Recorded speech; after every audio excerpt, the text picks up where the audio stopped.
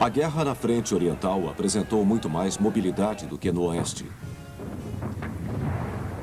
Avanços e retiradas eram medidos em dezenas de quilômetros, em vez de centenas de metros. A frente era muito mais extensa, indo das planícies da Prússia Oriental e Galícia até os Cárpatos, na Áustro-Hungria.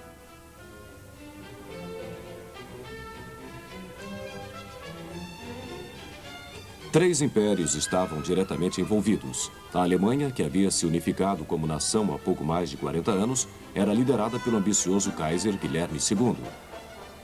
Seu vizinho ao sul era o antigo Império Austro-Húngaro, uma sombra do que tinha sido alguns séculos atrás, com o imperador Franz Josef, em idade avançada, no comando.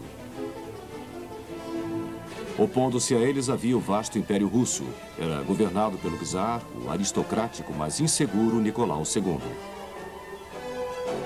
Entretanto, assim como no oeste, todos os planos de guerra iniciais falharam amplamente.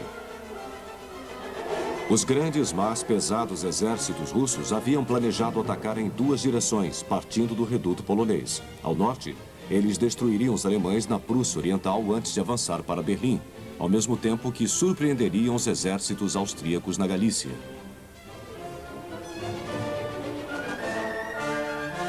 A incursão à Prússia Oriental logo se tornou em desastre. Os alemães destruíram o exército russo em Tannenburg, no final de agosto.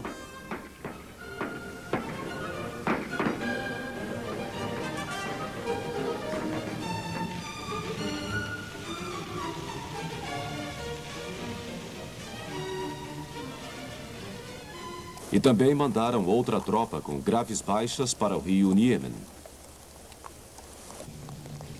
No sul da Galícia, os austríacos e russos, ambos concentrados no ataque, atiravam uns contra os outros. Mas quem recuava eram os austríacos para a parte norte dos Cárpatos. Os austríacos, contudo, tinham outra frente mais ao sul. Eles haviam tentado esmagar a Sérvia, que era vista como causadora da guerra, antes que os russos, seus companheiros eslavos, pudessem se mobilizar. Mas a ofensiva austríaca foi obrigada pelos sérvios, juntamente com o aliado Montenegro, a fazer uma parada prematura.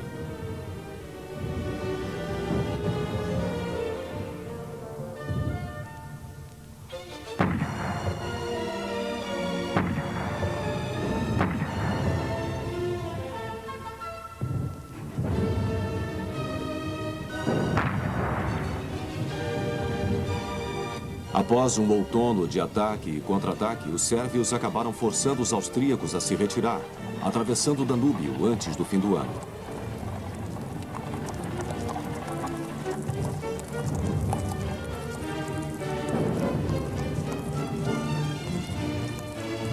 Os russos, muito embora já tivessem sofrido 250 mil baixas no meio de setembro de 1914, estavam inabaláveis. A sua pesada máquina e os trens de tropas partiam do outro lado dos Urais para o oeste, ao passo que as tropas da Sibéria demoravam um mês para serem enviadas.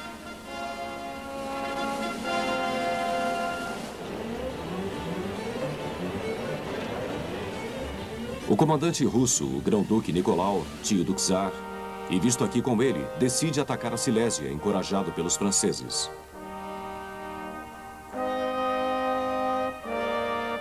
Os alemães, entretanto, sabiam muito bem desta ameaça e não estavam confiantes em que os austríacos pudessem abortá-la sozinhos. Com a corrida para o mar na frente ocidental intensificando-se, não havia reforços capazes de apoiar a força já existente. Assim, os Victors de Tannenburg, von Hindenburg e von Ludendorff viram-se forçados a diminuir em 2/3 suas forças na Prússia Oriental e mandar essas tropas por trem para lutar ao lado dos austríacos com o nome de 9º Exército Alemão. Acreditando que a melhor forma de defesa é o ataque, os alemães avançavam agora pela região sem trilhas do sul da Polônia em direção a Varsóvia, a principal base de fornecimento russa. Na última semana de setembro, o grão-duque Nicolau sabia das intenções alemãs e enviou seus exércitos para o Vístula para atacar os alemães pelo flanco norte de Varsóvia.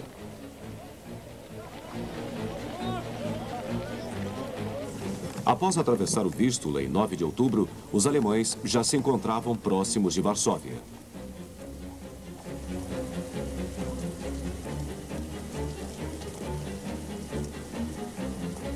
A luta foi ferrenha, mas com os russos entrando pelo flanco, os alemães decidiram retirar-se.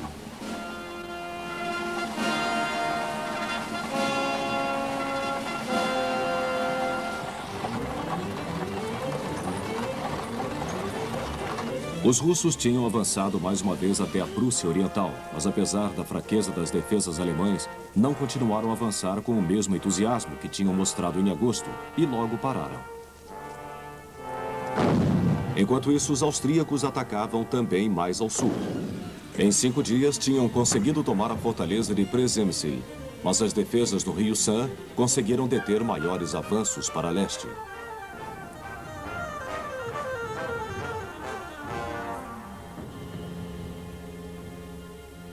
Então, enquanto os alemães se retiravam de Varsóvia, os russos atacavam os austríacos, forçando-os a voltar uma vez mais e isolando Przemysl novamente.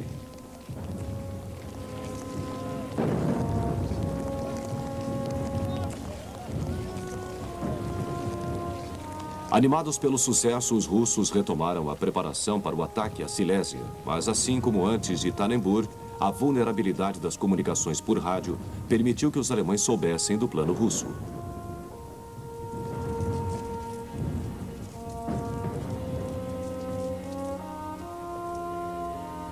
O 9º Exército de von Maxen foi então deslocado às pressas para o norte e, em novembro, atacou os russos, que estavam começando seu avanço pelo noroeste.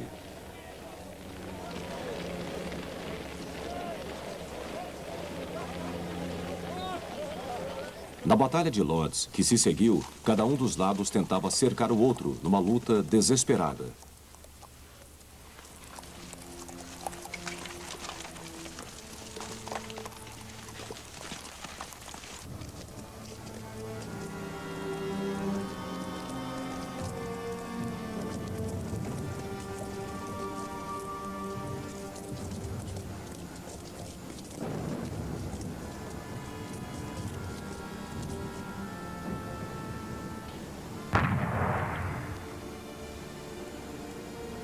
No final, foram os russos que se retiraram para Varsóvia, vendo frustrada sua tentativa de invasão.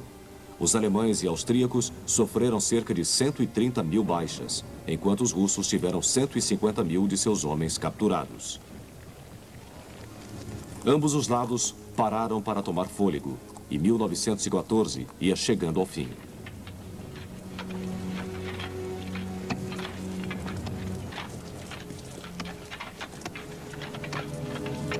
Ao passo que era claro que os alemães eram mais fortes que os russos, que começavam a padecer de séria falta de munição e artilharia, estes últimos tinham vencido os austríacos. Estava claro para os alemães que qualquer futura ofensiva austríaca só seria bem sucedida com sua ajuda. Von Falkenhayn, o chefe de Estado alemão, decidiu, em vista do fracasso, romper as defesas em Ypres, na frente ocidental, em novembro de 1914, e transferir tropas para o leste a fim de tentar decidir a situação. O plano austro-germânico para o começo de 1915 incluía uma ofensiva para afastar os alemães da Prússia Oriental e, no sul, outra para expulsá-los dos Cárpatos e levantar o cerco em Przemysl.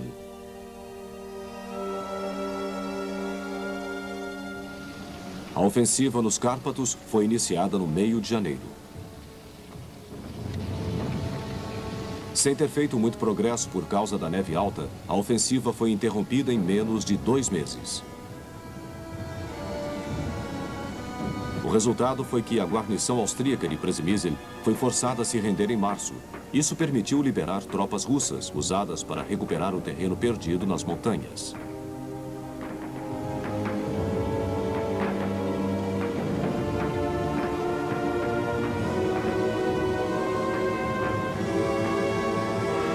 O ataque à Prússia Oriental foi mais bem sucedido. Os soldados do 10º Exército Russo, alguns até mesmo sem rifles, ficaram encurralados durante algum tempo e 90 mil deles foram feitos prisioneiros.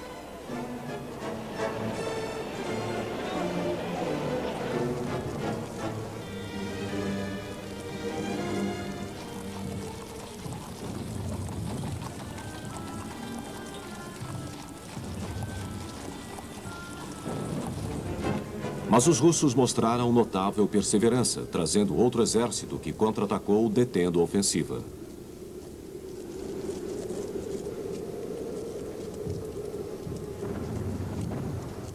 Isso mostrou o melhor do soldado russo. Sua firmeza inata e sua austeridade ante a adversidade eram qualidades que poderiam fazer o exército resistir às enormes perdas que estava sofrendo.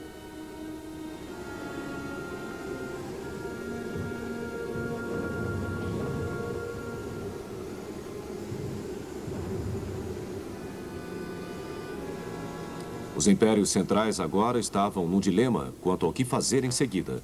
Von Hindenburg queria atacar mais uma vez, partindo da Prússia Oriental, mas o chefe de Estado austríaco Konrad von Hötzendorf era de opinião que o potencial para a ação decisiva estava na parte sul do reduto polonês.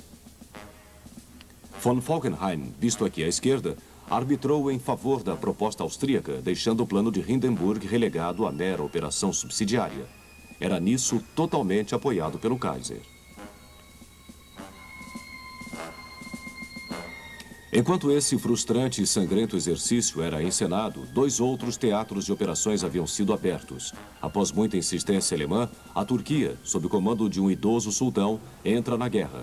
Sua primeira cartada é uma incursão naval no Mar Negro, no final de outubro de 1914.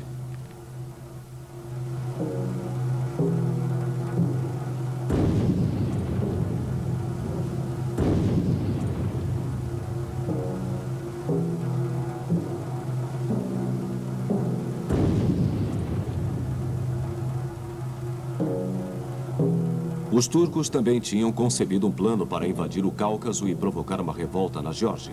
Acontece que o inverno não é a melhor época para fazer uma campanha nessa região. 95 mil turcos avançaram a Armênia russa adentro. Os russos trouxeram reforços e contra-atacaram, forçando os turcos a recuar com perda de 75% de seus soldados, muitos deles vítimas do frio extremo. Até o final de 1915, essa frente permaneceu tranquila. O Cáucaso vê então espocar nova campanha. No início de janeiro, os russos pedem aos aliados ocidentais que façam algo para eliminar a ameaça turca na região. O resultado é a expedição anglo-francesa aos Dardanelos. O plano era tomar esta entrada montanhosa para o Mar Negro e ameaçar Constantinopla.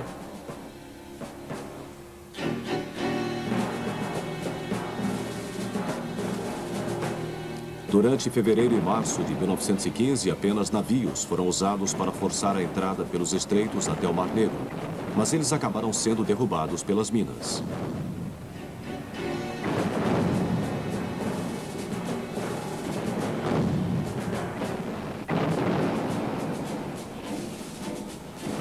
Em 25 de abril, desembarcaram tropas inglesas, australianas e francesas.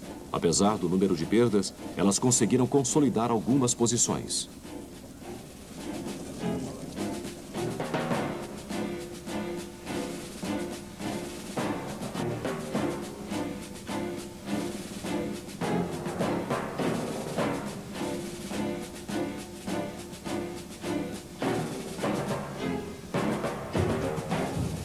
Depois disso, em face à determinação da resistência turca, a campanha deteriorou-se em mais um amargo impasse.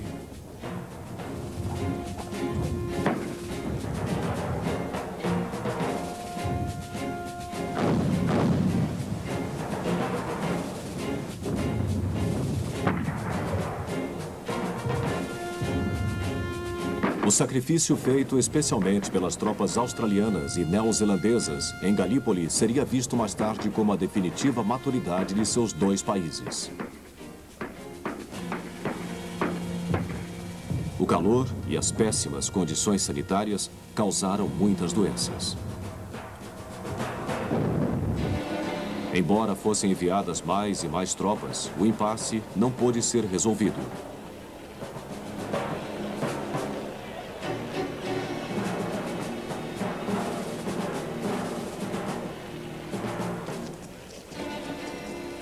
Os aliados acabaram decidindo evitar as perdas e retirar suas forças no início de janeiro de 1916, após terem sofrido mais de 250 mil baixas. Para os turcos, isso mais que compensou as derrotas do Cáucaso e deu-lhes vontade renovada de seguir lutando.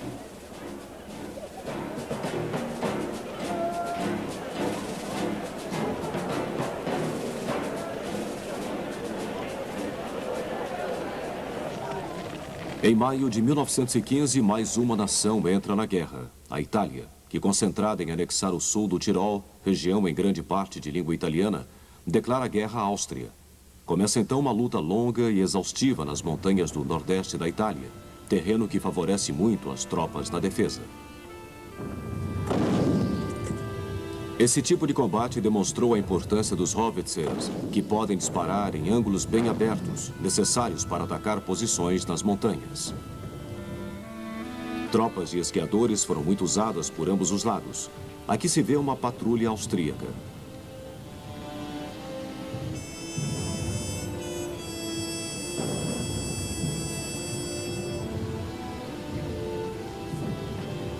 Para transportar homens e suprimentos, eram usadas ferrovias leves e até teleféricos.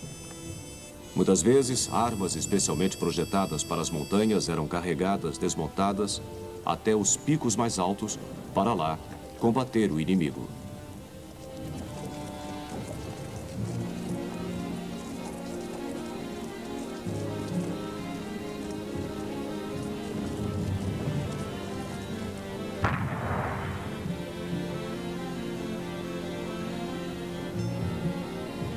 As tropas tiveram de se adaptar às altitudes elevadas, onde respirar é difícil e a energia logo se extingue.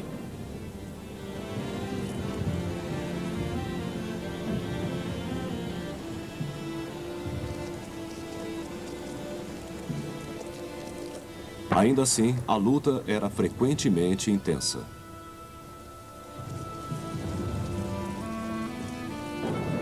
Entretanto, nos 2 anos e meio seguintes, nenhum dos dois lados conseguiu fazer algum progresso significativo, e não por falta de tentativas. Para os alemães, isso significava que eles teriam de mandar mais tropas para ajudar os aliados austríacos. Maio de 1915 também viu a abertura da ofensiva austro-germânica contra os russos. 14 divisões atacaram ao sul do rio Vístula, entre Gorlice e Tarnów, e imediatamente fizeram os russos voltar, atravessando o rio San.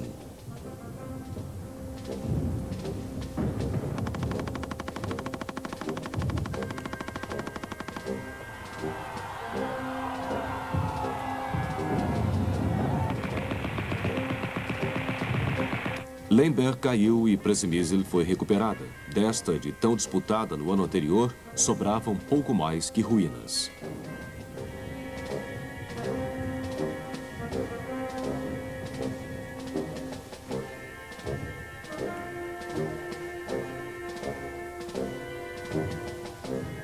Parecia que os russos finalmente cederiam, especialmente quando em julho von Hindenburg se juntou à batalha, vindo da Prússia Oriental. À medida que se retiravam para leste, os russos destruíam todas as pontes sobre os principais rios.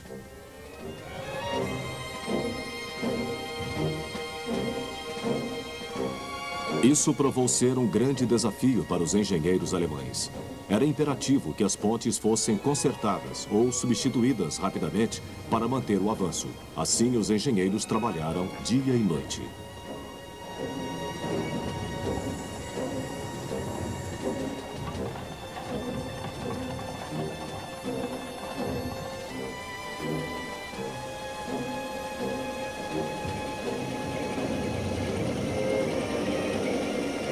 Com as pontes terminadas, o avanço pôde continuar.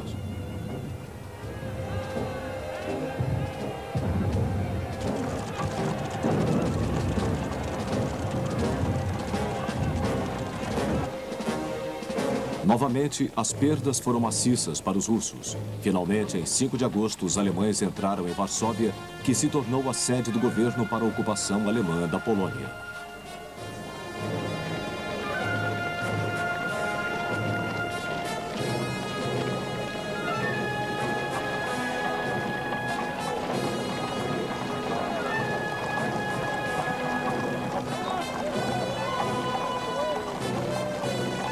Mas apesar das perdas e do avanço alemão que continuava, os russos ainda persistiam.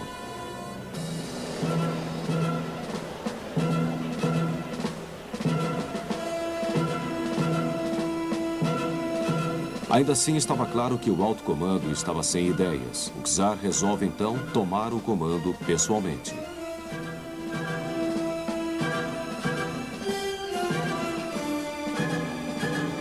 Ele ordenou a adoção de uma linha de defesa mais curta. A nova linha foi preparada em outubro, estendendo-se de Riga, no Báltico, à fronteira romena, e resistiu com sucesso à penetração austro-alemã.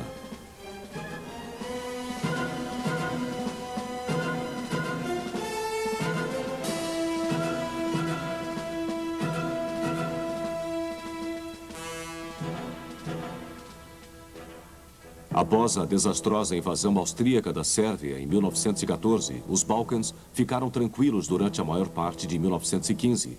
Mas em outubro a Bulgária se uniu aos impérios centrais e, juntamente com a Áustria e as forças alemãs, atacou a Sérvia.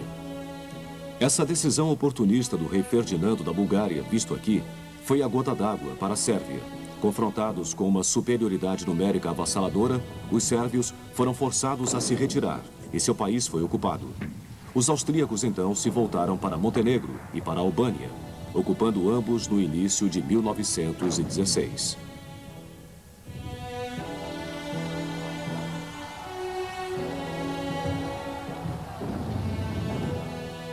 Assim, o início de 1916 encontrou os impérios centrais em ascensão no leste. O Estreito dos Dardanelos estava firmemente controlado pelos turcos, que também tinham detido os russos no leste. Apesar de a força anglo-francesa ter sido enviada a Salônica para ajudar os sérvios, os Balcãs foram amplamente ocupados. Embora isso trouxesse a Grécia para a guerra, foi uma escapatória da frente ocidental e não fez mais que impedir os búlgaros de avançar para o sul. Os alemães mais tarde considerariam Salônica o maior dos seus campos de concentração na guerra. Os italianos batiam a cabeça inutilmente contra as defesas austríacas.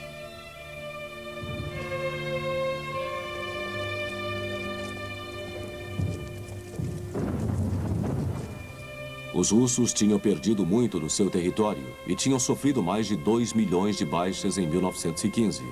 Ainda assim, continuavam a lutar.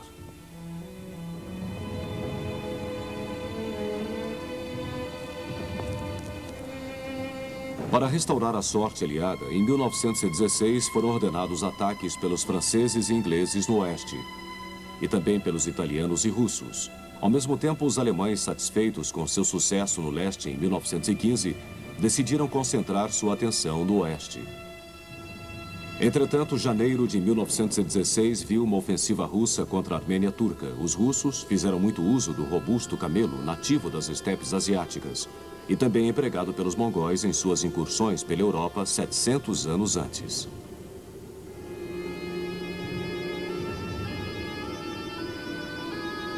O ataque foi muito bem sucedido. Capturou-se não apenas a fortaleza-chave de Erzurum, mas também o porto de Trezibond, com a assistência da frota russa do Mar Morto.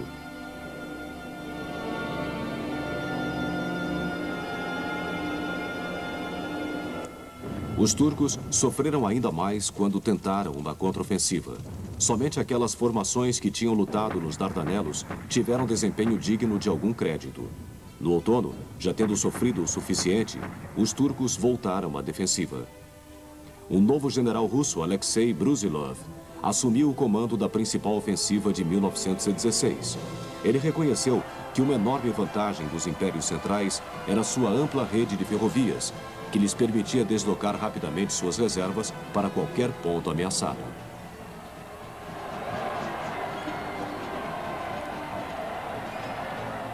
Logo, Brusilov decidiu atacar numa larga frente para conter essas reservas. Ele optou, além disso, por atacar os austríacos e não os alemães.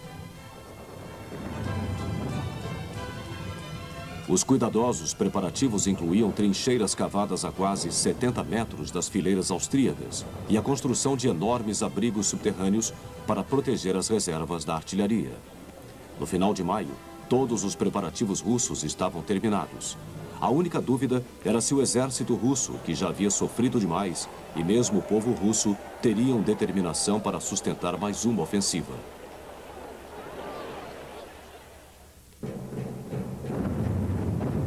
Brusilov iniciou a grande ofensiva russa de 1916 no dia 4 de junho, quase um mês antes da incursão anglo-francesa no oeste.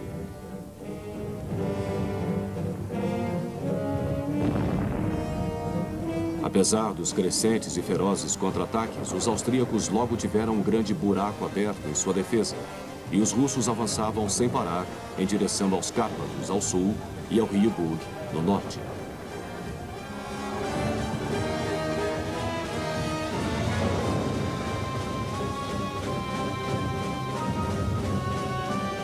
Um dos maiores problemas dos austríacos era que o estoque de munição de artilharia estava acabando.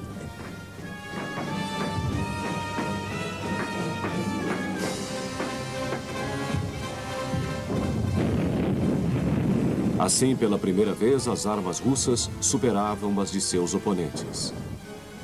Logo, a retirada austríaca se transformou em pânico.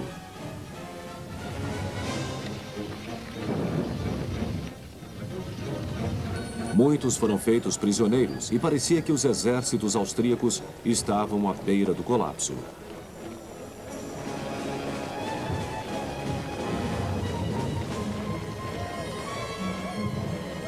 Os alemães, que já estavam envolvidos em Verdun e no Somme, na frente ocidental, tiveram de acumular reservas às pressas para conter o declínio.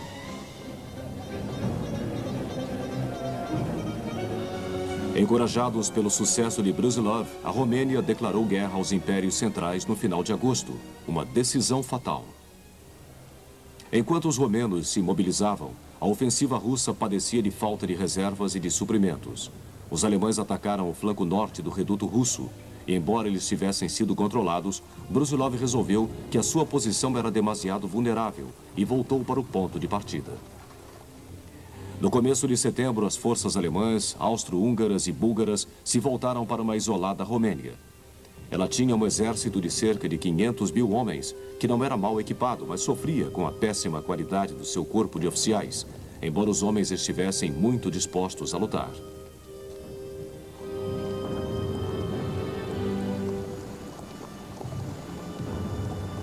Ela não estava preparada, portanto, para enfrentar o vigoroso golpe que a atingia.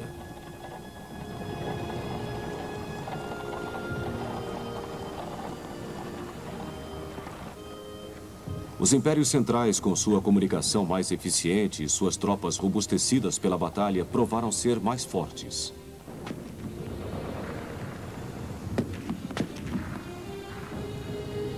No fim do ano, eles já haviam marchado por grande parte da Romênia, cujo exército segurava agora apenas a parte mais ao norte, a província da Moldávia. Apenas o apoio da Rússia ainda mantinha os romenos na guerra.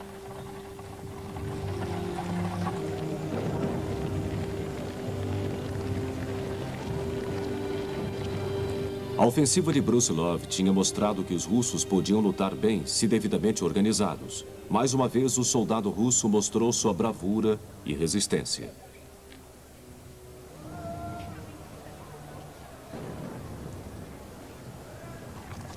O revés sofrido pelos russos, quando forçados a render-se, teve impacto sobre o moral dos soldados.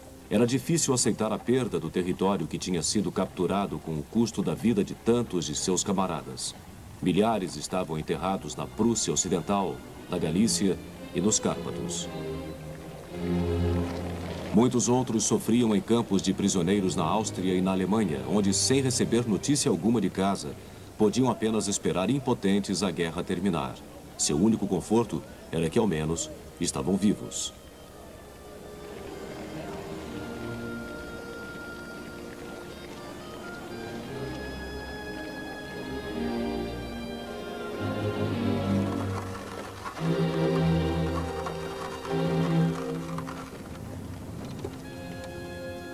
Grande quantidade de soldados tinha sido ferida. Isso sobrecarregou de modo quase insustentável o sistema de saúde que estava começando a desmoronar.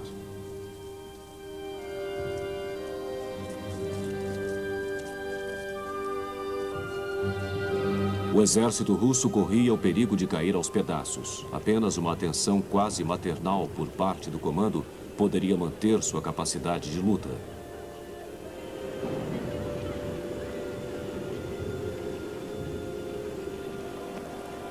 Mas por trás da frente de batalha na Rússia, propriamente dita, o tecido da sociedade começava a esgarçar-se.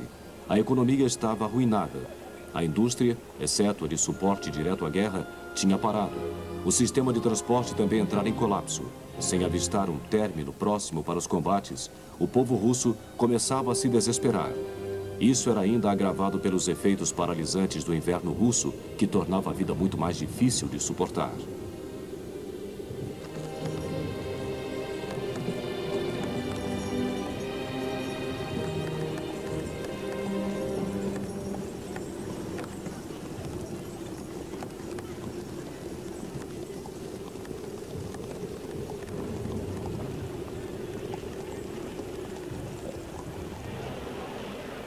Faltava mão de obra, agricultura e animais para as operações de guerra, e as reservas de alimentos estavam acabando. A fome espreitava pelas ruas.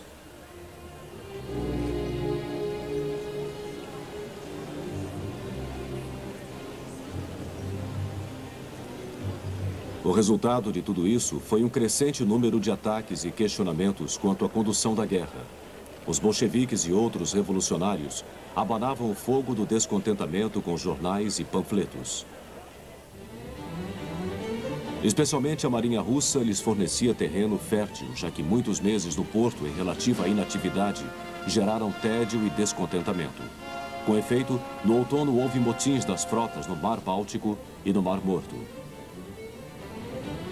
O czar e seu círculo de relações ficavam cada vez mais isolados. A sua indecisão e fraqueza não ajudavam em nada.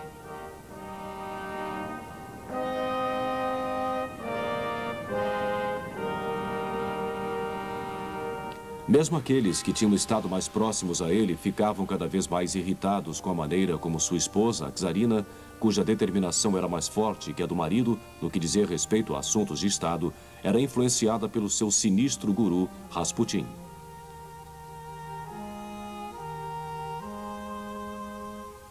Para piorar as coisas, o czar e seu grupo responderam à ameaça de revolução com uma repressão ainda maior. E alguns de seus seguidores mais próximos começaram a negociar secretamente com os alemães, acreditando que o fim da guerra pudesse eliminar essa ameaça ao trono. O grupo privilegiado, que sempre o havia cercado, caiu em desespero. E alguns assassinaram Rasputin em 30 de dezembro de 1916. O czar, no entanto, não entendeu esse sinal e continuou a ignorar todas as exigências de reformas e de um novo governo, mais compreensivo em relação às dificuldades do povo. Houve rápido aumento do número de trabalhadores em greve. A tensão crescia.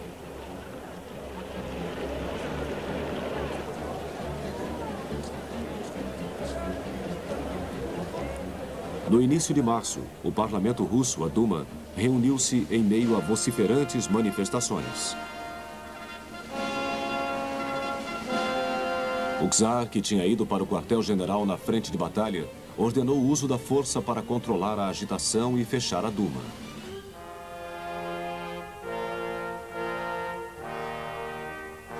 Nenhuma das duas medidas foi bem sucedida, e membros da guarnição militar de Petrogrado, como São Petersburgo se chamava desde 1914, uniram-se aos manifestantes.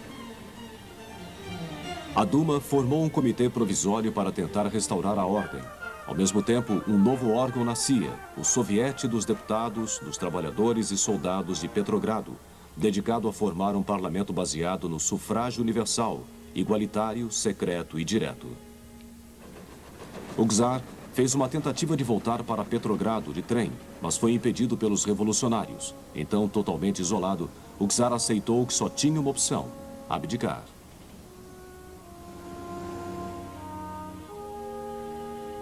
E foi o que fez, no dia 15 de março de 1917. Ele entregou o trono ao irmão, o grão-duque Miguel, que recusou-se a aceitá-lo. 5 dias depois, Nicolau e sua família foram presos. A monarquia russa chegava ao fim. Formou-se um governo provisório, representando todas as tendências da opinião política, mas o soviete de Petrogrado ainda permaneceu um corpo separado, o que causaria dificuldades cada vez maiores.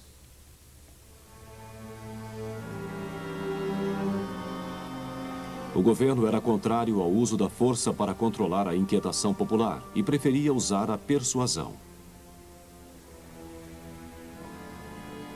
O regime assegurava aos aliados ocidentais que a Rússia manteria a parte que lhe cabia na guerra. O soviete de Petrogrado, no entanto, incentivou as nações em guerra a desistir de todos os planos de agressão e firmar uma paz prematura. A Rússia também não podia continuar a guerra sem o apoio ativo do exército, que enfrentava a infiltração de agitadores. Também os alemães, ávidos de explorar a situação, fizeram seu papel. O principal líder bolchevique, Vladimir Ilyich Ulyanov, mais conhecido como Lenin, estivera exilado na Suíça desde 1905 com um pequeno grupo de seguidores. Em abril de 1917, os alemães arranjaram secretamente a sua ida por trem até a Rússia, passando pela Suécia e Finlândia. A palavra de ordem de Lenin era todo o poder aos sovietes, querendo dizer com isso que eles deveriam ocupar o poder em lugar do governo provisório. A essa altura, uma nova barreira tinha se levantado para deter os sovietes. Alexander Kerensky, que se tornou ministro da guerra. Ele angariou o apoio do exército, indicando comissários para os vários quartéis generais que pudessem agir como elo entre os sovietes e soldados que se tinham formado e os comandantes.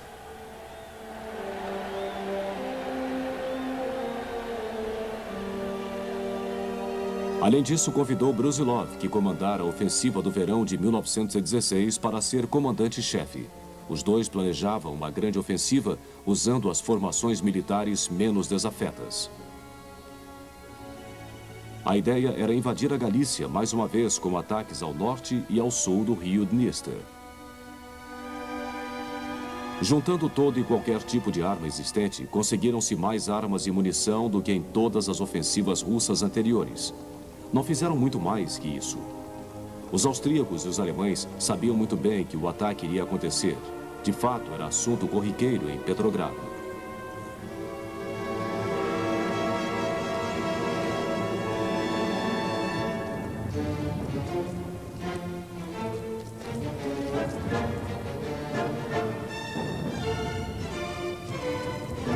A ofensiva começou em 1º de julho, após 2 dias de bombardeio. Contra as defesas bem preparadas que encontrou, a ofensiva não obteve bons resultados. Nos setores controlados pelos alemães, a primeira linha era fraca, o que permitiu algum sucesso inicial. Mas os russos sofreram quando chegaram à segunda linha.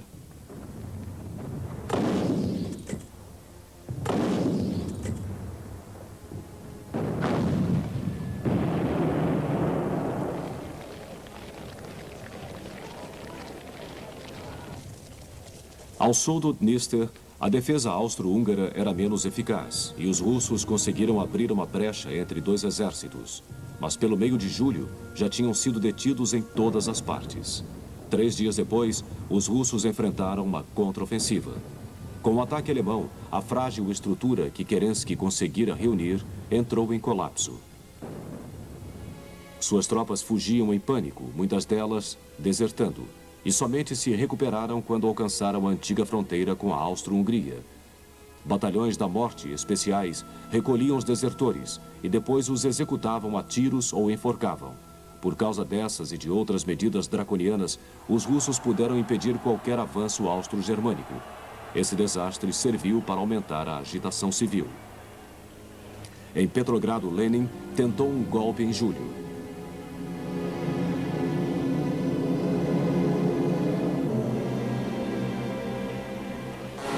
Kerensky conseguiu detê-lo com a ajuda de algumas tropas leais trazidas às pressas da frente de batalha.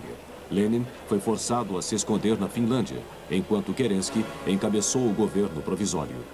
Ainda assim, a anarquia começava a avançar no país.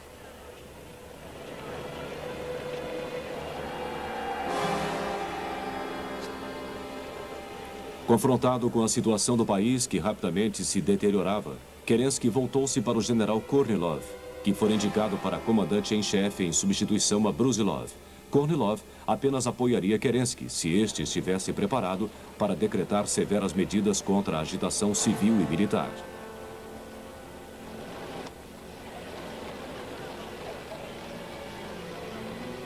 Isso, é claro, iria contra a democracia que o governo provisório tinha prometido ampliar. Enquanto o gabinete debatia, Kerensky era enganado. Informaram-no que Kornilov queria a dissolução do governo e todo o poder para si. Logo, prendeu-se Kornilov. Isso aconteceu em setembro e significava que Kerensky tinha perdido o apoio geral do corpo de oficiais. Enquanto isso, no que seria seu ataque final, os alemães capturaram Riga, o segundo maior porto da Rússia no Báltico. Eles usaram as táticas de ataque relâmpago que os aliados viriam a enfrentar na primavera de 1918.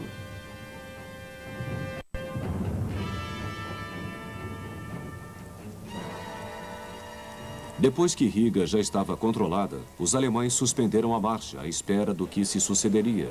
Mas o estado do exército russo era tão ruim que muitos soldados estavam se recusando a lutar e simplesmente se retiravam.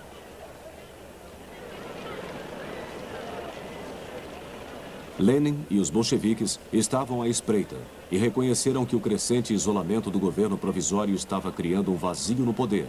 Mas eles ainda precisariam de algumas semanas para estar prontos. A Leon Trotsky foi dada a tarefa crucial de conquistar a adesão, ou ao menos neutralizar os 350 mil homens que compunham o distrito militar de Petrogrado. Nisso, Trotsky teve grande êxito, jogando com a recusa dos homens a ser mandados para o front. A força armada dos revolucionários dependia em grande medida dos desestimulados 60 mil marinheiros da frota báltica.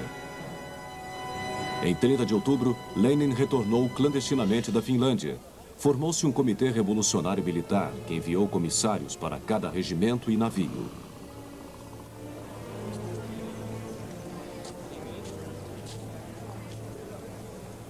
Foi apenas na véspera da Revolução que o governo provisório percebeu que as forças bolcheviques estavam crescendo.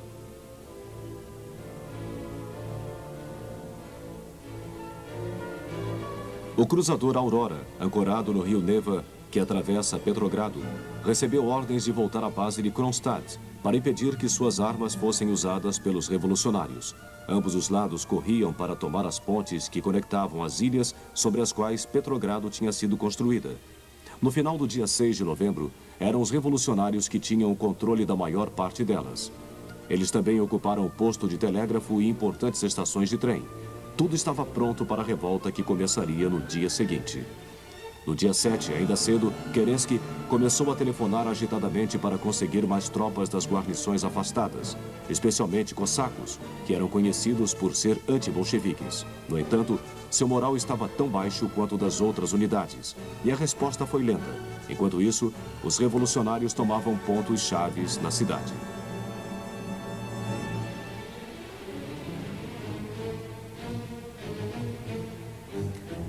Pelo meio da manhã, Kerensky estava desesperado e decidiu ir de carro até o quartel-general dos exércitos do norte para obter tropas leais com que pudesse esmagar a revolução. Ele partiu deixando o governo provisório em sessão no Palácio de Inverno e nunca retornou. Era o Palácio de Inverno que agora se tornava o centro das atenções. Ele era defendido por uma mistura de cossacos e cadetes. Havia também um batalhão de mulheres armadas. O governo resistia às exigências de rendição. Naquela noite, o cruzador Aurora, que não havia zarpado, começou a bombardear o palácio. Muitos dos que o defendiam desertaram. Às 11 da noite, apenas um punhado de soldados restava, e os revolucionários derrubaram os portões e invadiram o palácio, como imortalizado nestas cenas do filme de Eisenstein, outubro de 1928. Vasculhando cômodo por cômodo, eles acabaram encontrando os ministros do governo provisório e os prenderam. A revolução tinha sido vitoriosa e, em breve, todos os símbolos do regime anterior seriam arrancados.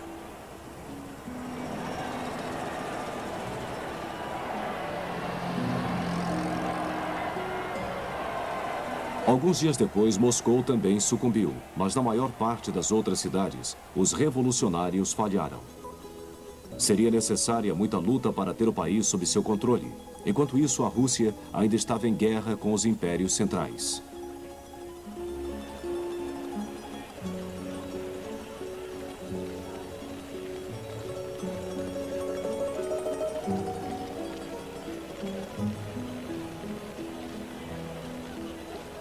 Negociou-se com a Alemanha e firmou-se em meados de dezembro um armistício para a frente oriental. Isso permitiu aos alemães começar a transferir tropas para a frente ocidental, com o propósito de atacar os aliados ocidentais antes que a presença americana na França se tornasse forte demais. De fato, um dos aliados da Rússia já estava sentindo os efeitos da força militar adicional que agora estava disponível com o término das operações na frente oriental. Em 24 de outubro de 1917, divisões austríacas e alemães atacaram os exércitos italianos nas montanhas do nordeste da Itália.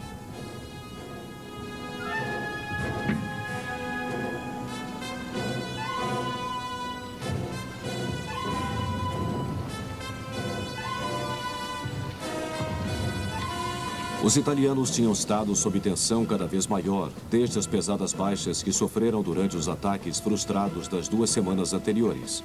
Eles não estavam preparados mentalmente para enfrentar esse golpe devastador. Suas poucas tentativas de contra-ataque falharam.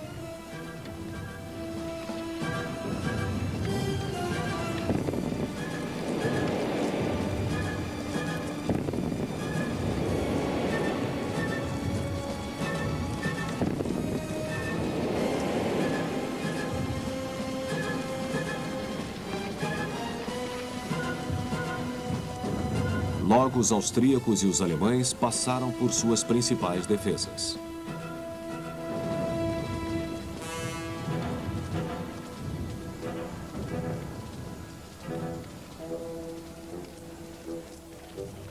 Eles saíram das montanhas para as planícies adjacentes, capturando grande número de italianos, enquanto estes se retiravam em pânico.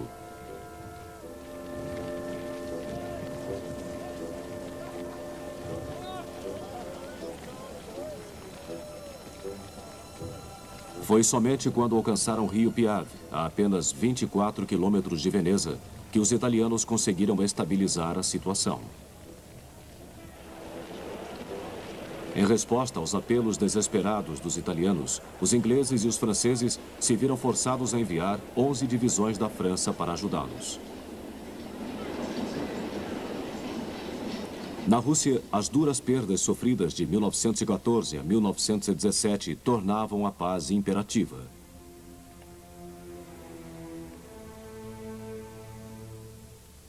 Os bolcheviques esperavam evitar perdas de território, mas tiveram de entregar a Polônia e os estados bálticos e dar parte do Cáucaso à Turquia, antes da possibilidade de assinar a paz em Brest-Litovsk, no dia 3 de março de 1918. Para piorar a situação, encorajadas pela população local, tropas austríacas e alemãs avançaram Ucrânia adentro.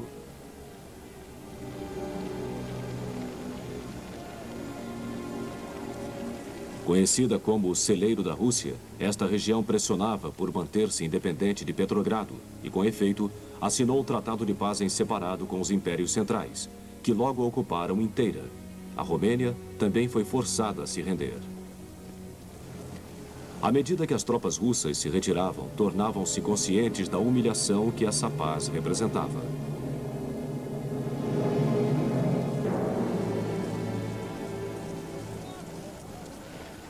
Não haveria, porém, descanso para os soldados. Seus mestres bolcheviques logo os enviariam para todos os cantos da Rússia, a fim de lutar no que já tinha se tornado uma sangrenta guerra civil.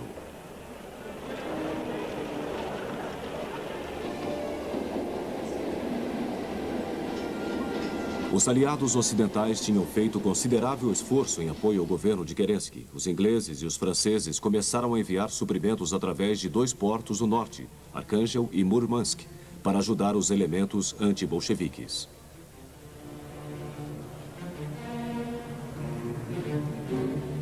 Na primavera de 1918, começaram a enviar também navios de guerra. Navios de guerra japoneses, americanos e ingleses também foram enviados para o porto oriental de Vladivostok e tropas foram desembarcadas.